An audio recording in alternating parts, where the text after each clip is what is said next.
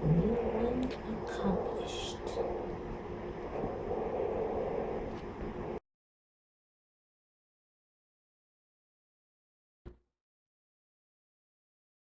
Salaam and greetings, humans, and today we're making Crockpot pasta sauce. So you'll obviously need your crockpot, some sauce. I'm just using store-bought. I've got some ground beef, it's frozen. You're gonna need salt, garlic powder, real garlic powder, Italian seasoning, red pepper flakes, and some onions. I have green onions, so that's what I'm using. Also, I have just a container in case I have extra sauce. So we're just going to put the frozen meatballs in the bottom and hope that they kind of dissolve as the sauce warms. So we have our giant frozen meatballs in the crock pot.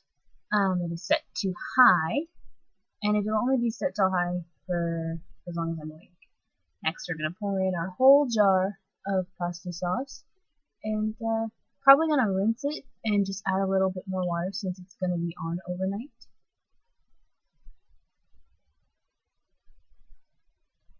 So I'll add that water in eventually.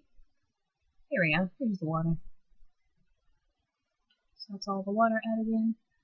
Next, some sort of seasoning, probably. Oh, so that's all the garlic that I chopped up. It was just a few cloves.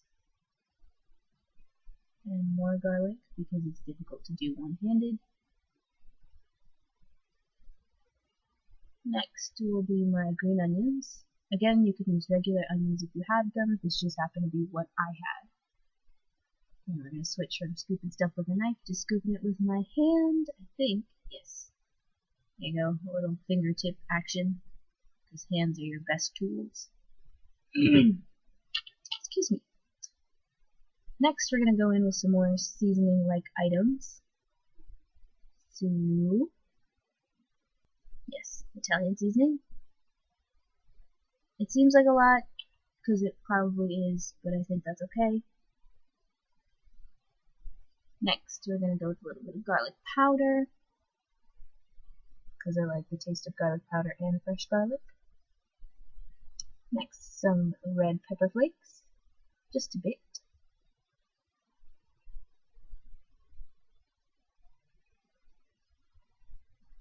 And lastly, some salt, because the sauce has enough salt, but the meatballs probably have nowhere near enough.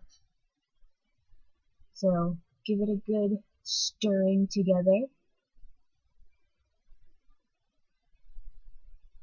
I'm going to do a lot of stirring, unnecessary stirring.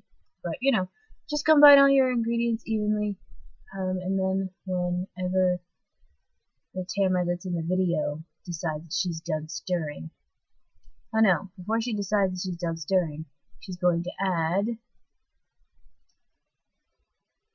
probably some more Italian seasoning, because I have a problem and don't know how to control my herbs. Yeah, so again, just going to cover that and let it sit on high for maybe an hour or two before I go to bed. After that, I'll turn it on to low and leave it overnight.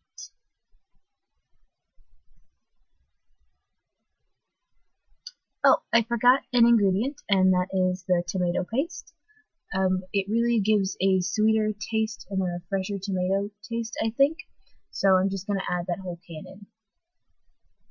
This is a couple hours later. All of the meatballs have kind of disintegrated and spread thoroughly throughout the sauce. The meat is raw at this point. It is just defrosted. Do not taste it.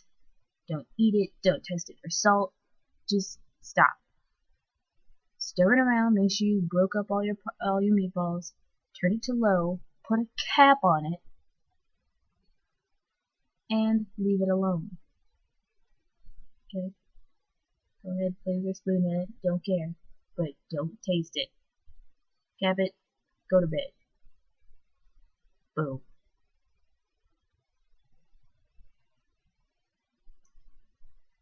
And this is the next morning, approximately 8 hours later. As you can see, our level of liquid has reduced significantly, and the sauce is ready for your final tasting. As soon as you're done, you can feel free to put it in jars or use it as you will.